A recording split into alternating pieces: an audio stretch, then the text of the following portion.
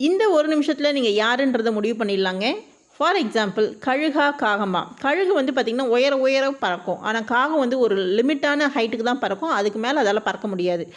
என்ன பண்ணணுன்னு கேட்டிங்கன்னா, கழுகு கிட்ட ஒரே ஆள் சண்டை போடுற ஜீவன் யார் அப்படின்னு கேட்டிங்கன்னா, இந்த காக்கா தான், பறவைகளில். அந்த காக்கா என்ன பண்ணுன்னா, கழுகோட கழுத்தில் உட்காந்துட்டு அதோடைய அழகால் கழுகை வந்து குத்திக்கிட்டே இருக்கும். ஆனால் கழுகு என்ன பண்ணும், கவலையே படாது, அதை பற்றி சட்டையே பண்ணாது. அது பாட்டு அதோடைய வேலத்தை பார்த்துட்டு போயிட்டே இருக்கும். நேரத்தை வந்து தேவையில்லாதவங்களுக்காக வேஸ்ட் பண்ணாது.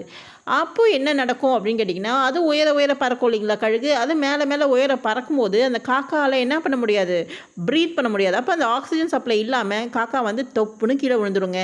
ஸோ இப்படி தாங்க நம்ம தேவையில்லாதவங்களுக்காக நம்ம டைமை வேஸ்ட் பண்ணாமல், அவங்க கூட சண்டை போட்டுட்டு இருக்காமல், நம்ம வேலையை பார்த்து நம்ம போயிட்டே இருந்தோம்னு வச்சுக்கோங்களேன், நம்மளுடைய ஹைட்டுக்கு நம்மளுடைய லெவலுக்கு அவங்க வரும்போது அவங்களே வந்து காணாமல் போயிடுவாங்க. ஸோ நீங்கள் கழுகா காகமானு நீங்களே முடிவு பண்ணுங்கள்.